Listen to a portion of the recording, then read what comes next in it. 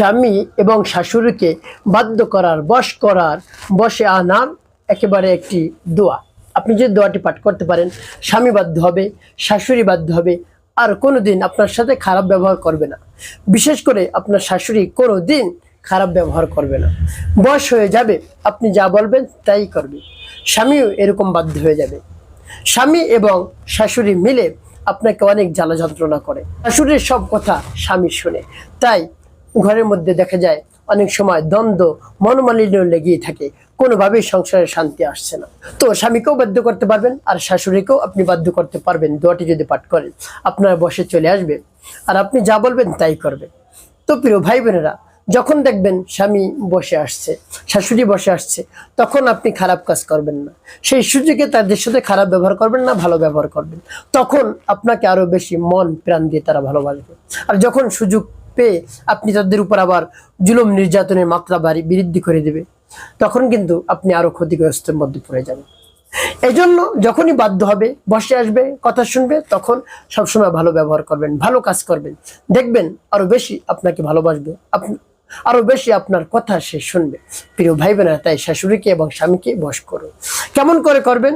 আমলটি করার পূর্বে অবশ্যই আপনাকে পবিত্রতা অর্জন করতে হবে, পবিত্র স্থানে বসতে হবে। এরপরে আপনি সর্বপ্রথম কি পাঠ করবেন? জীবনের সমস্ত গুনার কথা স্মরণ করে ক্ষমা প্রার্থনা করবেন। হ্যাঁ আল্লাহ, জীবনের সমুদায় গুনাহ খাতাগুলো মাফ করে দিয়ে আমার অন্তরকে পাক পবিত্র বানিয়ে দেন, এভাবে বলে তারপরে 3 বার দুরূদ শরীফ পাঠ করবেন। সাল্লাল্লাহু আলাইহি ওয়াসাল্লাম, সাল্লাল্লাহু আলাইহি ওয়াসাল্লাম, সাল্লাল্লাহু আলাইহি ওয়াসাল্লাম। ইস্তিগফার এবং দুরূদ শরীফ যখন পাঠ করা হয়ে যাবে, তারপরে আপনি সেই দোয়াটি পাঠ করবেন। প্রিয় ভাই বোনেরা, যখন পাঠ করবেন মনে মনে ভাববেন, হে আল্লাহ, আমার স্বামীকে বাধ্য করে দিন, আমার শাশুড়িকে বাধ্য করে দিন, আমার সাথে খারাপ ব্যবহার করে কোনোভাবেই আমি সহ্য করতে পারছি না। আপনি তাদের মনকে নরম করে দিন, গলিয়ে দেন, তারা যেন আমার সাথে ভালো ব্যবহার করে, দুর্ব্যবহার না করে, সব সময় যেন ভালো ব্যবহার করে। এভাবে বলে তারপর আপনি দোয়াটি পাঠ করবেন। দোয়াটি পাঠ করে কি করবেন পরে বলে দোয়াটি পাঠ করবেন। দোয়াটি কতবার পাঠ করবেন বলে দিচ্ছি, এবং দোয়াটি পাঠ করে যখন হয়ে যাবে সর্বশেষ কি করবেন তাও বলে দিচ্ছি। আগে দোয়াটি বলে নেই। বিসমিল্লাহির রহমানির রহিম। وألقيت عليك محبة مني وألقيت عليك محبة مني وألقيت عليك محبة مني। এভাবে যখন পাঠ করা হয়ে যাবে একটি ফু দিবেন, তারপর আপনি আবারও পাঠ করবেন। বিসমিল্লাহির রহমানির রহিম।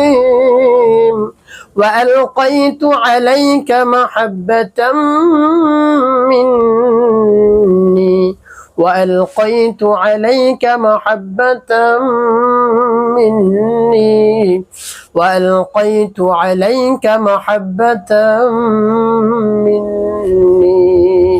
পাঠ করে সবাই, তারপর আপনি মনে ধরেন আবার পাঠ করবেন। বিসমিল্লাহির রহমানির রহিম।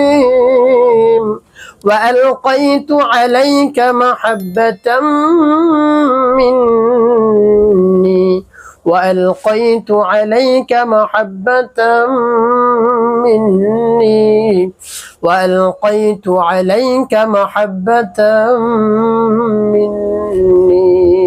পাঠ করে সবাই। প্রিয় ভাই বোনেরা, কতবার পাঠ করবেন? গুনে গুনে আপনি পাঠ করবেন একেবারে 11 বার। পাঠ করে যখন হয়ে যাবে শেষে 3 বার দুরূদ ইব্রাহিম পাঠ করবেন। আল্লাহুম্মা সাল্লি আলা মুহাম্মাদ ওয়া আলা আলি মুহাম্মাদ কামা সাল্লাইতা আলা ইব্রাহিম ওয়া আলা আলি ইব্রাহিম ইন্নাকা হামিদুম মাজিদ। আল্লাহুম্মা বারিক আলা মুহাম্মাদ ওয়া আলা আলি মুহাম্মাদ কামা বারাকতা আলা ইব্রাহিম ওয়া আলা আলি ইব্রাহিম ইন্নাকা হামিদুম মাজিদ। ওয়া সাল্লি আলা মুহাম্মাদ ওয়া আলা আলি মুহাম্মাদ কামা সাল্লাইতা আলা ইব্রাহিম ওয়া আলা আলি ইব্রাহিম ইন্নাকা হামিদুম মাজিদ। আল্লাহুম্মা বারিক আলা মুহাম্মাদ وعلى آل محمد كما باركت على إبراهيم وعلى آل إبراهيم إنك حميد مجيد وصل على محمد وعلى آل محمد كما صليت على إبراهيم وعلى آل إبراهيم إنك حميد مجيد اللهم بارك على محمد وعلى آل محمد كما باركت على إبراهيم وعلى آل إبراهيم إنك حميد مجيد। এভাবে যখন দুরূদ ইব্রাহিম পাঠ করা হয়ে যাবে, তারপরে আপনি কি করবেন? দুটি ফুটে প্রিয় ভাই বোনের স্থানে বসিয়ে দোয়া করবেন।